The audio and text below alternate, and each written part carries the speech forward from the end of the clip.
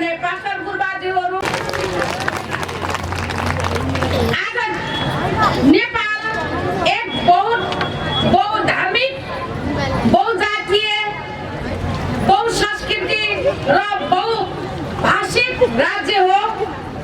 त्यसकारणले गर्दा आज यो बहुउद्देश्यको कुराहरू आज संसारमा भइरहेको कुराहरू हामीलाई यथार्थ जानकारी छ। आज बहुउद्देश्यका कुराहरूले गर्दा आज समाज अड्डिएको छ। बहुउद्देश्यको कामले गर्दा आज समाजमा विकास र उन्नति र समृद्धिको कुराहरू भइरहेको छ।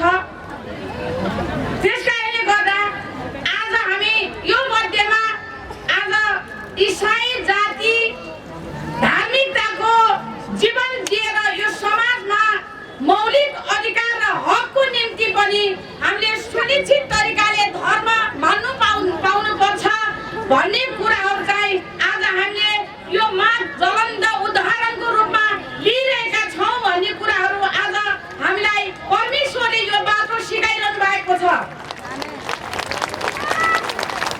त्यसकारणले गर्दा आज हाम्रो परमेश्वरमा स्वतन्त्र तरिकाले धर्म मान्न पाउनुपर्छ भन्ने हक र अधिकारको हिस्सा आज इसाई धर्म मान्ने मानिसहरूले यो एउटा अधिकार मागिरहेको कुराहरू आज हामीलाई यथार्थ जानकारी भइरहेको छ। त्यसकारणले गर्दा आज हामीले आज आफ्नो धर्म मान्न पाउने हक अधिकार सम्पूर्ण सुनिश्चित तरिकाको बन्दोबस्त बनाएर आज हाम्रो धर्मावलम्बी व्यक्तिहरूले पनि आज यो संसारमा यो समाज यो वीरेन्द्रनगरमा हामी जहाँ गाउँ बस्ती कुना कुनामा जहाँ छरिएर बसेका छौँ त्यहाँ चाहिँ मण्डलीको घरमा चर्चको भवनमा हामी स्वतन्त्रताले धर्ममा आज येशू ख्रीष्टलाई मान्नु पाउनुपर्छ, उहाँको आराधना गर्न पाउनुपर्छ अनि उहाँको आराधना गर्ने भवनलाई हामीलाई बनाउने एउटा सुनिश्चित बजेटलाई हामीले अधिकारसँग माग्दा लिन पाउनुपर्छ भन्ने खोजीमा छौँ। त्यसकारणले गर्दा आज कति सयौं दिन अगाडिको विगतको दिनहरूमा आज हाम्रो इसाई समाजले आज हाम्रा धर्मगुरु पास्टर गुरुबाहरूले आफ्नो स्वतन्त्र तरिकाले उहाँले मण्डली चर्चमा आराधना गर्दा पक्राइएको कुराहरू छ है, कानुनले टिपेर लगेको कुराहरू छ, जेलमा हत्कतीमा हाल्न पुर्याएको कुराहरू छ। त्यसको विरुद्धमा आज परमेश्वरले आज हाम्रो इसाई जातिबाट छुनेर आज एउटा नेतृत्व गर्ने व्यक्ति पठाउनु भएको छ। त्यसैले गर्दा आज हाम्रो अधिकार एकदम पूर्ण रूपले पाउनुपर्छ भन्ने मेरो जिज्ञासा छ।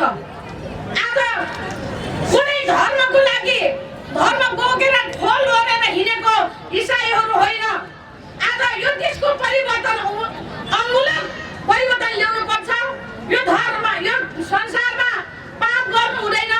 आज पाप गर्नेहरूले पापलाई क्षमा पाउनुपर्छ भनेर जो येशू ख्रीष्टले सिकाइएको धर्मशास्त्रमा लेखेको पुस्तकलाई बोकेर हिँडेको कुरामा कानुन शास्त्रमा त्यसको विरुद्धमा हामी लड्नुपर्छ। त्यसकारणले गर्दा आज तपाईँहरूले मलाई बहुमूल्य उद्देश्यको रूपमा आज यो सुर्खेत जिल्लाबाट सम्पूर्ण समुदायबाट तपाईँहरूले आज मलाई अमूल्य भोट दिएर जिताउनु भएको छ। आज अघि हाम्रो पास्टर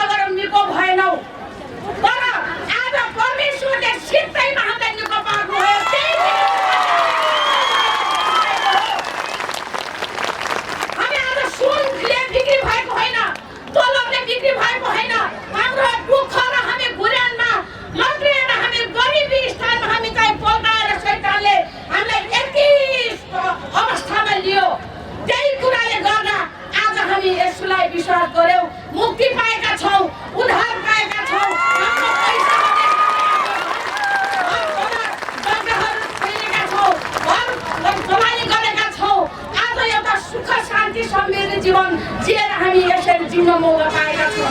यस्तो अमूल्य प्रेम गर्ने परमेश्वरलाई हामी आराधना गर्दाखेरि कानुन लाग्छ भने त्यसको विरुद्धमा म लड्छु। अब यही कुरा गर्नको लागि तपाईँहरूले मलाई भोट हालेर जिताउनु भएको छ।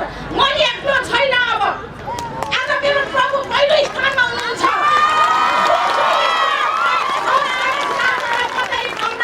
सबै जनसङ्ख्या उत्रेर कुन कानुनले आज हाम्रो भोकामा हाम्रो जीवनलाई भोकामा कानुनको दैरामा लाग्छ।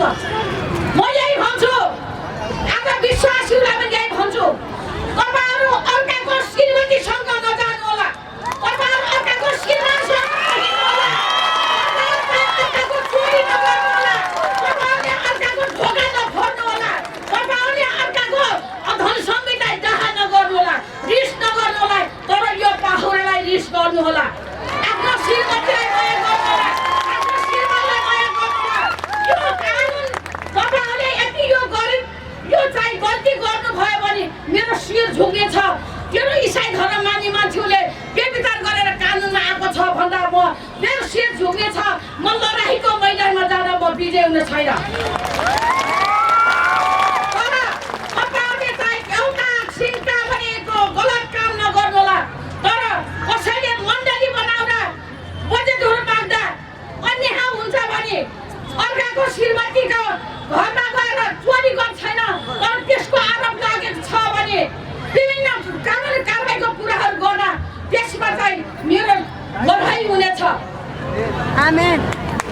र अर्को कुरा म के भन्न चाहन्छु भने हरेक मण्डलीको ढोकामा पास्टर गुरुबाहरूले आनन्दसँग आराधना गर्दा रोगी बिरामी आएर तेर्सेको छ, मर्ने अवस्था भएको छ, त्यहाँ चाहिँ प्रार्थना गर्दा उहाँ सरकारले कारबाही लगेर हत्केली लगाएर अगाडि गराउँछ भने मेरो पास्टर गुरुबाहरूको अगाडि म गएर केही कुराहरूमा कानुनको कुराहरूमा म अगाडि बढ्नेछु। र मेरो पास्टर गुरुबाहरूलाई चाहिँ कुनैले पनि जेलमा हाल्ने निकायको सन्दर्भमा पछाडि पर्ने छैन भनेर म अगाडि बढ्ने एउटा हिम्मतको साथ तपाईँहरूले मलाई चुनेर पठाउनु भएको छ।